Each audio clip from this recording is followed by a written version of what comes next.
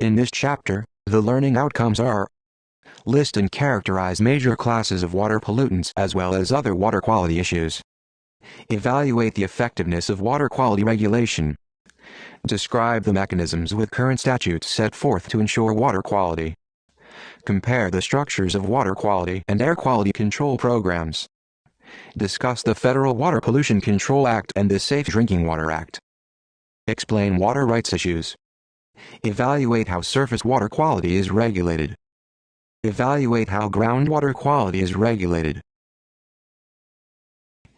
Pathogens are disease-causing agents. Infectious disease from unsafe water is a much more prevalent problem in developing countries, though progress is being made thanks to international efforts.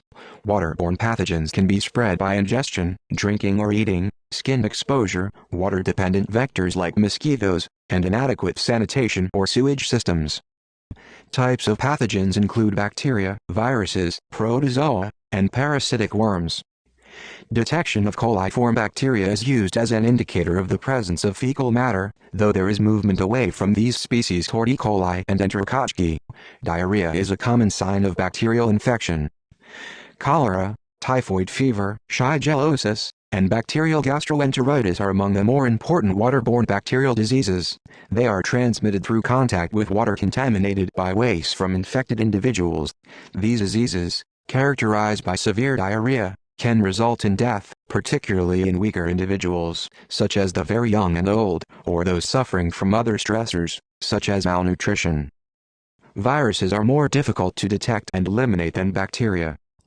Infectious hepatitis and viral gastroenteritis norovirus are the primary virus-caused waterborne diseases. These diseases may be contracted from drinking water that standard tests indicate are safe from bacterial contamination. No routine and inexpensive tests are currently available to search directly for the presence of viruses. Protozoa and parasitic worms are more complex organisms than bacteria and viruses. Protozoa Giardia lamilia and Cryptosporidium species are responsible for waterborne illnesses common to camping and to issues associated with failed water purification. Schistosomiasis, dracunculiasis, tioniasis, fasciolopsiasis, hymenopiosis, echinococcosis, zooneurosis, ascariasis, enterobiasis are waterborne diseases caused by parasitic worms. Organic compounds have carbon as a constituent. They are found in living and dead organic matter.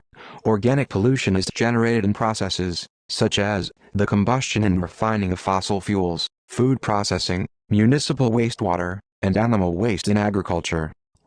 In aquatic systems, organic matter is used as food by microorganisms, thus promoting rapid growth of the microbial community, which results in rapid depletion of dissolved oxygen from the surrounding water. If the amount of food exceeds the available oxygen, the water becomes anoxic and this kills aquatic animals, such as fish. Large quantities of organic matter may support the overgrowth of nuisance organisms, such as filamentous bacteria and algae, resulting in clogs in water systems, unsightly alterations in the waterway, and objectionable smells. Two useful measures of water contamination are the biochemical oxygen demand, BOD, and chemical oxygen demand, COD. The higher these demands, the more conventional organics there are in the water. Total organic carbon, TOC, measures all organic carbon that is not accounted for by the BOD and COD. The promulgation of regulations based on the Clean Water Act has resulted in a list of the conventional pollutants. These pollutants are those that are amenable to treatment via a conventional municipal sewage treatment plant. Biochemical oxygen demand, BOD. Fecal coliform bacteria. Oil and grease. pH, exceeding regulatory limits. Total suspended solids, TSS. Certain organic compounds are harmful at trace, or extremely low, concentrations. These compounds are classified as toxic. The primary concern is their direct harm to organisms, including humans. Most toxic organics are created as chemical byproducts of industrial processes and commercial product synthesis. Historically, concern has focused on compounds such as polychlorinated biphenyls, PCBs, polycyclic aromatic hydrocarbons, PAHs, dioxins, solvents, and pesticides. In more recent years we have recognized the accumulation of byproducts associated with use of disinfectants like chlorine water treatment, disinfectant byproducts, DBPs. Further, While the conventional wastewater treatment is sufficient to eliminate much of the biodegradable carbon compounds, we are finding that compounds associated with pharmaceuticals and personal care products can persist despite reversing wastewater treatment. Many toxic organics persist in the environment and bioaccumulate in food chains. Furthermore, the effects of contamination often are expressed only after considerable time. These characteristics greatly complicate efforts to relate exposure to effects and to understand the relationship between a given dose and a probable outcome. The effects of trace organics on human health are diverse. Many organics are thought to be carcinogens, and regulatory decisions are often made based on this risk. Other effects may include mutagenesis, teratogenesis, nervous system damage, damage to the liver and other internal organ systems, and disruption of the endocrine system resulting in developmental and reproductive problems. Ecological health effects from trace levels of organics are even more variable and difficult to quantify than human health effects, yet instances of harm have been documented. Perhaps one of the most well-known effects is the relationship between trace levels of dichlorodephenotrichloroethane (DDT) and eggshell thinning in birds, resulting in severe population crashes in a number of species because of reproductive failure. The nutrients that most commonly cause problems are nitrogen and phosphorus, because they can stimulate the most plant and algal growth. Nitrogen and phosphorus are found in runoff from agriculture, wastewater, and industrial processes. Overfertilization of these nutrients causes artificial eutrophication in aquatic systems, which can lead to anoxic conditions. Nitrogen, in its nitrate form, can also cause methemoglobinemia, one of the blue baby diseases, by reducing blood's oxygen-carrying capacity in infants. Very young babies lack the enzyme necessary to fight nitrate buildup. The syndrome disrupts development and can be lethal. Heavy metals are a group of toxic elements that are sometimes present naturally but found at higher concentrations due to contaminated water discharge. Examples include arsenic, mercury, and lead. Contamination can come from mining or refining these metals, infrastructure, and leaching from other sources. These metals are toxic even at low concentrations. They can bioaccumulate and biomagnify, resulting in bans on fish consumption from polluted waterways. Radiation is the release of energy via subatomic particles. Radioactive substances have an unstable balance of neutrons and protons, so they emit charged particles to achieve stability. Ions are atoms with a charge, or an unbalanced number of protons or electrons. Alpha particles, beta particles, and gamma rays may be emitted.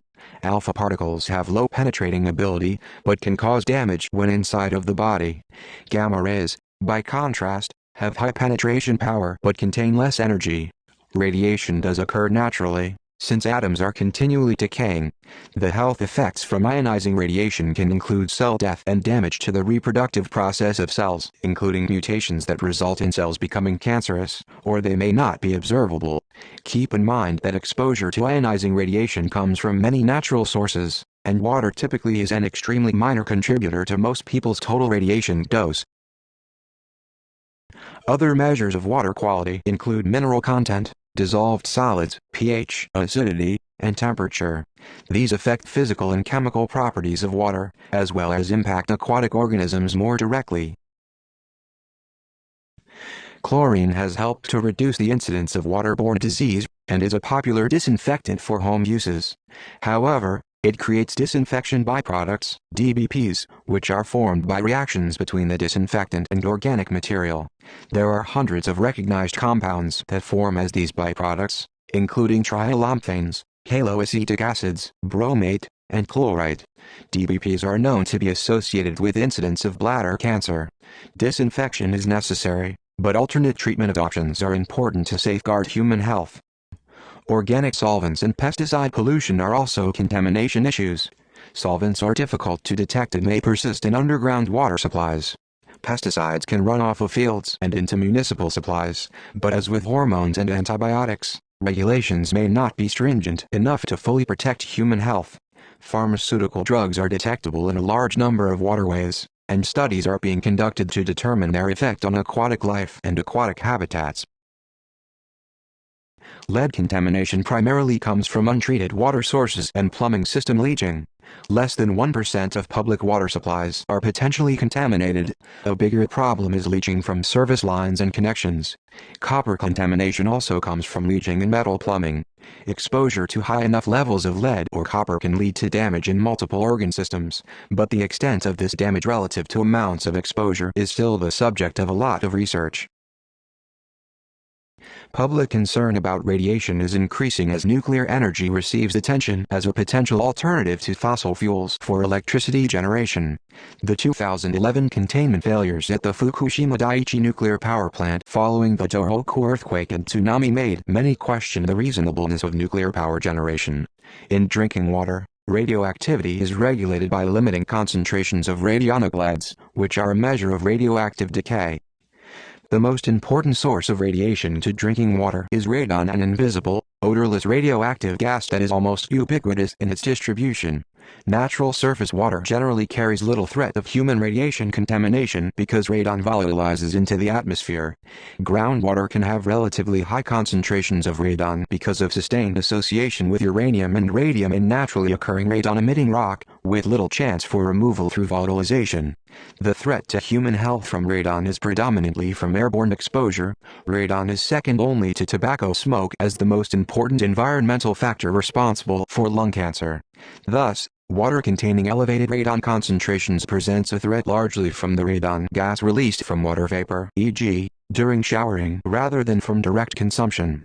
Although the EPA proposed a rule on radon in drinking water in 1999, no final rule has ever been promulgated. More studies into recreational waters are revealing health risks such as pathogens and pollution. Stormwater, sewage, treatment facilities, and other waste systems all contribute to beach water pollution. The Beaches Environmental Assessment and Coastal Health Beach Act of 2000 supports testing and federal standard compliance for pathogen levels, but it has not been effectively enforced. Concentrated animal feeding operations, CAFOs, are of increasing public interest. In CAFOs, animals are packed into limited space, which has disease and waste implications.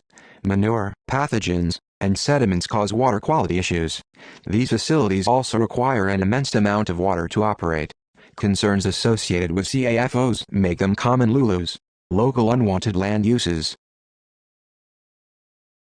Hydraulic fracturing, or fracking, is also of recent public interest. Fracking is the process of pumping or injecting highly pressurized fluids underground to open up rock formations containing natural gas. The openings allow the natural gas to enter collection wells. The fluids used have complex chemical formulas that include toxic and/or harmful compounds. Fracking also produces a lot of wastewater, because the injected or pumped fluids return to the surface containing salts, metals, and chemicals. Policies and regulations have yet to keep up with fracking technology advances, and this causes frustration within the environmental community, even though natural gas, as a resource, is a cleaner alternative to other fossil fuels. Most bottled water is taken from municipal water sources, however they tend to receive additional treatment. Perhaps the most significant, and certainly most obvious, difference between bottled and municipal sources from the United States is that municipal water has a residual disinfectant, usually chlorine, while bottled water does not. The additional treatment usually includes a process that removes disinfectants that were added at the municipal treatment source. The Food and Drug Administration has primary responsibility governing bottled water quality, in contrast to the EPA's primary role governing municipal water quality. Water rights are traditionally a state issue, with only limited involvement on the federal level. Specific policies governing rights to water reflect the tradition brought into the state by its founders and the nature of the state's water resources. Federal activity largely involves situations in which water flows through or is located across more than one state or country. Water rights refer to the right to surface waters. Generally speaking, in states with greater abundance of water, mostly in the eastern U.S., the right to use water is associated with a physical link to the water. The owner of property alongside a stream, river, or lake may make reasonable use of the water. This is called a riparian right. In many western states, where water is scarce, rights can be claimed for beneficial uses both adjacent to and away from water sources. Rights are prioritized with respect to time. If supply is limited, the first to acquire the right can have all the supply. Only after an earlier right has been exhausted can later rights be met. This is called an appropriative right. Groundwater traditionally has been governed differently, with the overlying landowner having rights to pump. However, this right is now being controlled in many states because pumping can affect neighboring users of groundwater and surface water supplies. Under riparian rights, each owner of riparian land is entitled to receive water undiminished in quality or quantity by upstream users. Thus each riparian landowner is obligated to not degrade the water source. Riparian landowners in all states, including those with appropriative water laws, generally have rights to use their adjoining surface waters for such non-consumptive uses as fishing and recreation. Within states using a riparian system to control consumptive uses, water diversion by a riparian landowner historically was restricted to domestic use. Upstream landowners could not divert water to irrigate fields, to use in mining or industry, or for any other use in which the quality or quantity of the downstream supply would be reduced. Today the historic restriction to domestic use has been replaced in most states by one that limits diversions to those needed for reasonable use. Under this doctrine, a riparian landowner may divert water if the use does not interfere with the legitimate use of the water by other holders of riparian rights. States individually determine reasonable use, based on such factors as the following: purpose of the use, suitability of the use to the watercourse, economic value of the use, social value of the use, harm associated with the use, practicality of avoiding the harm, practicality of adjusting the quantity of water use, protection of existing values of the water and associated land, equity between the water user and any injured parties. Most of the western United States is drier than the east, and the water supply is much more limited. For development to occur, water must be available and long-term rights secured. The system of appropriative water rights provides a mechanism for obtaining water rights as a function of water use. The use of water gives the user a right to that water supply. The earliest water users have priority for using a water supply if the supply is limited. Subsequent water users have inferior rights. Water is appropriated, and rights established, through the actual consumptive use of water. Diverting water and returning some portion to the waterway, such as returning power plant cooling water, only establishes a right to the net amount removed. If water is not used where an appropriative right exists, that right can be lost. An appropriative right is not dependent on land ownership but on diverting and consumptively using water for a beneficial use.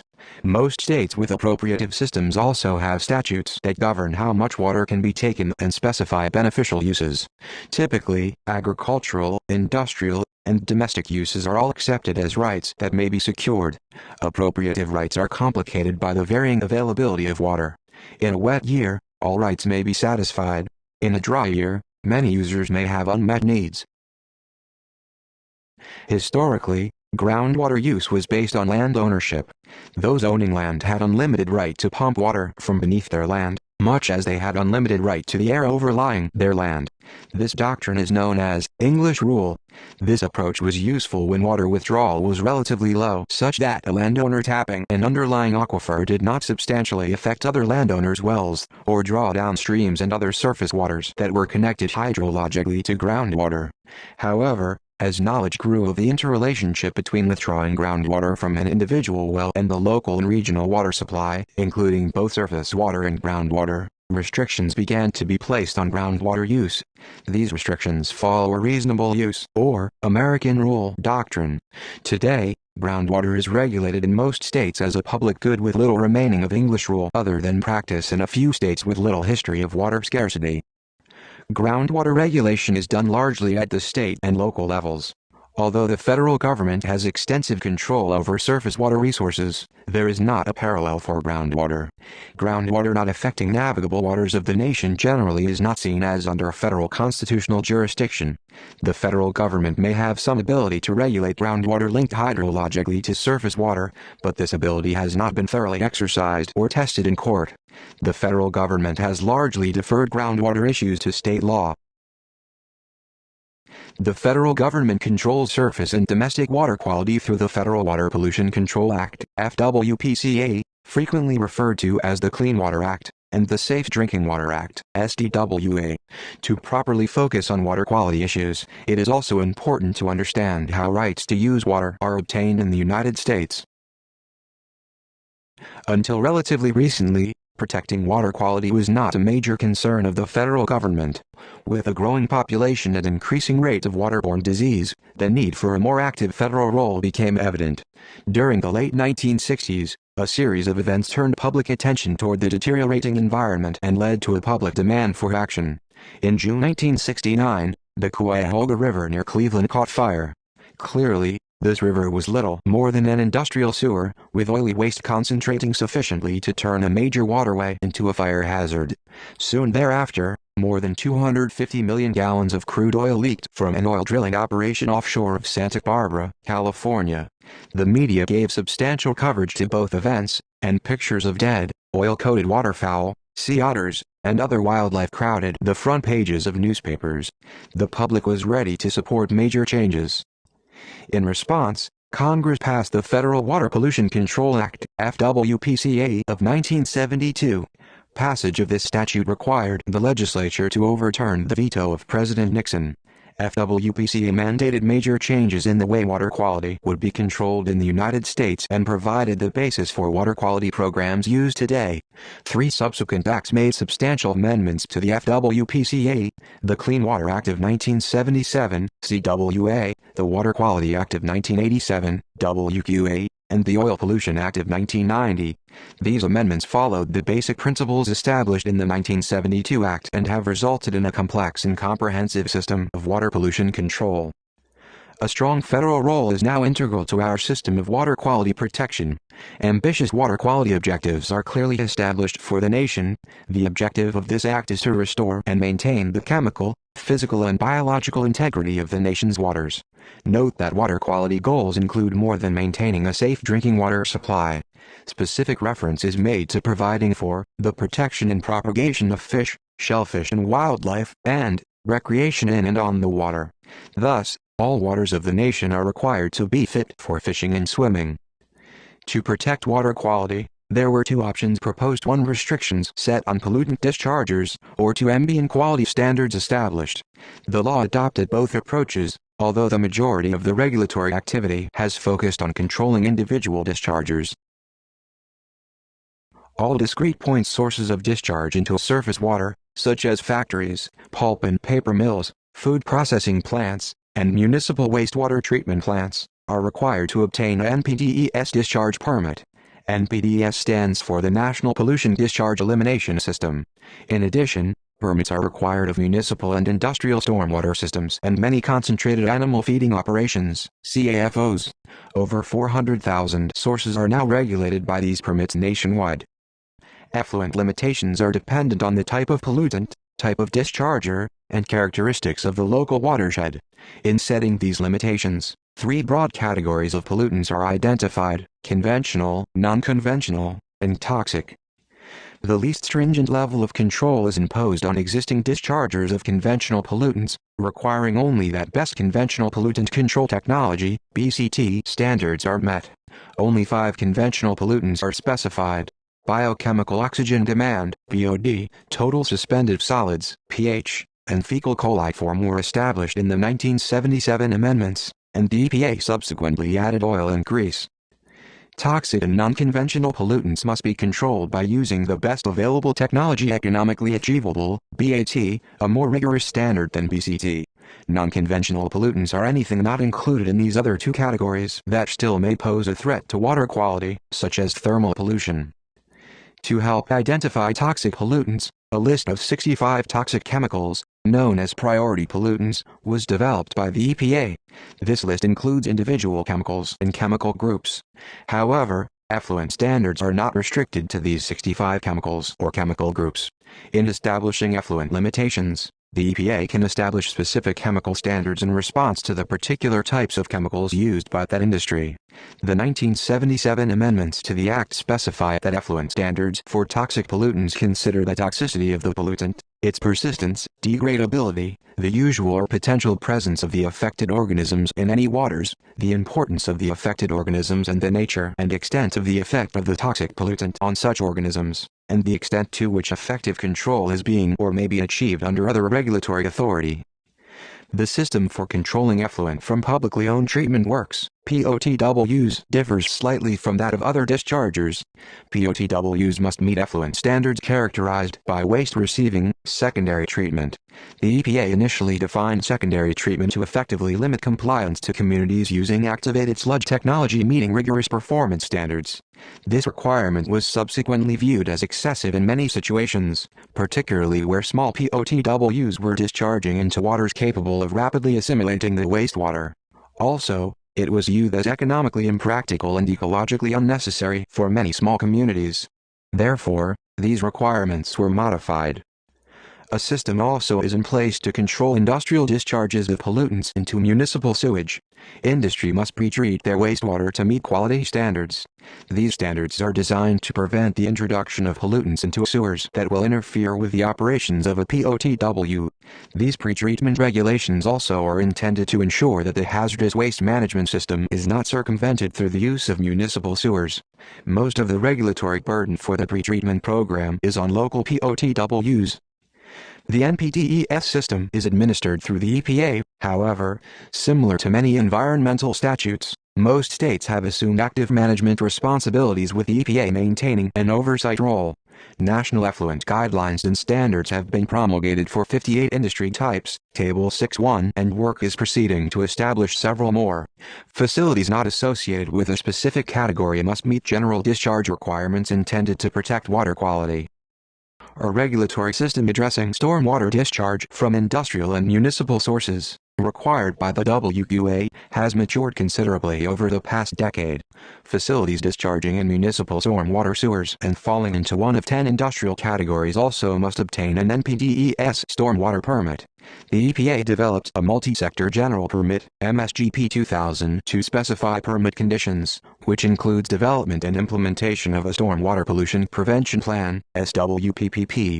Construction activities disturbing at least 1 acre also require an NPDES permit and a notice of intent and prepare a stormwater pollution prevention plan, SWPPP.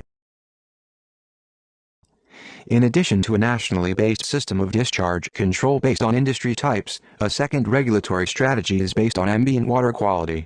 Subject to federal review, states are required to establish water quality standards for interstate waters.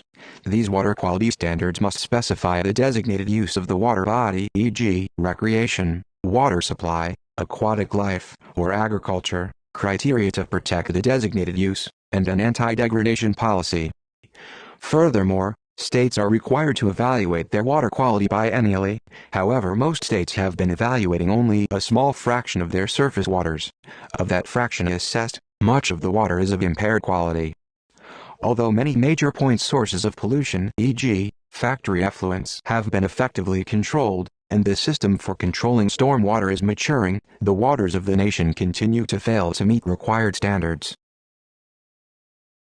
Groundwater does not have identical regulatory protection as surface water.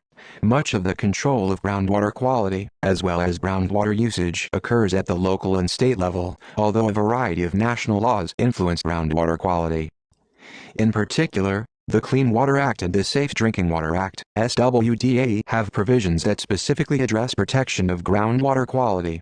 Under authority of the SDWA and its amendments, several programs have been implemented that may help protect groundwater useful as a drinking water supply. The Underground Injection Control (UIC) program was established in the SDWA and gave the EPA authority to control intentional injection of fluids underground. This power was granted because underground injection of waste for disposal and injection of water or other fluids to enhance recovery of oil and gas both can lead to contamination of aquifers used for drinking water supplies. The Sole Source Aquifer Protection Program provides additional protection to groundwater through establishing a federal role for aquifers that provide more than 50% of the local population with its primary source of drinking water. Established in the SDWA and reauthorized in the 1996 amendments, individuals, communities, and organizations may petition the EPA for protection of their sole source drinking water supply. If a project potentially affecting a sole source aquifer has federal involvement, the EPA may review and approve the project. Historically, drinking water protection was the responsibility of individual states, not the federal government. The quality of drinking water was governed by local and state boards of health or was not governed at all. The role of the federal government was limited largely to providing research grants, loans for development of treatment works, and technical assistance, and to being involved in interstate and international quality issues. In 1974, the SDWA was passed in response to a growing concern over contamination of domestic supplies with synthetic organic chemicals and other pollutants. The statute required the development of national domestic water quality standards. It also provided for the protection of groundwater supplies, the source of domestic water for about 50% of the U.S. population. This act was intended to protect public water supply systems and to ensure that they supply potable water free from biological, chemical, and physical contamination. Non-public systems, such as wells supplying individual homes, were not targeted for protection. Public water systems subject to SDWA requirements are defined as systems that have at least 15 service connections or serve 25 or more people for at least 60 days annually. Amendments to the SDWA made in 1986 provided a new timetable for establishing water quality standards and expanded the number of contaminants to be considered. For contaminants that may have an adverse effect on human health, the EPA is responsible for developing, concurrently, maximum contaminant level goals, MCLGs, and maximum contaminant levels, MCLs. MCLGs are non-enforceable health goals. They are levels at which no adverse health effects should occur. MCLs are enforceable standards set as close to MCLGs as possible, but they take into account the feasibility of achieving standards based on available technology and the costs of treatment. A more recently identified threat to water systems is from terrorism. Water may be contaminated with biological, chemical, or radioactive agents, or water systems may be physically destroyed or damaged. Obtaining hazardous agents may not be difficult. A number of pathogenic bacteria, viruses, and protozoa can be recovered from natural sources or easily cultured and grown. Toxic chemicals may be purchased or synthesized, and radioactive material is not universally secure. The Public Health Security and Bioterrorism Preparedness and Response Act of 2002 included provisions for protecting community drinking water systems. Every community water system serving a population of greater than 3,300 persons was required to conduct a vulnerability assessment of the system, submit the assessment to the EPA, and certify that the system had a current emergency response plan. Bottled water is not regulated through the Safe Drinking Water Act or other EPA-administered laws, but instead is under the purview of the Food and Drug Administration (FDA) as a packaged food item. Bottled water includes water labeled bottled water, drinking water, artesian water, mineral water, sparkling bottled water, spring water, purified water, including those further identified as distilled, demineralized, deionized, or a product of reverse osmosis. Carbonated waters are regulated as soft drinks. Identical to all food items regulated by the FDA, bottled water is required to be packaged in a sanitary environment following a sanitary process into a sanitary container. The water must come from either a protected natural source, such as a spring that is protected from surface water contamination, or a municipal supply. If the water originates from a non-potable source, the source must be identified on the bottle. Of course, water originating from a non-potable source must be treated to make it potable.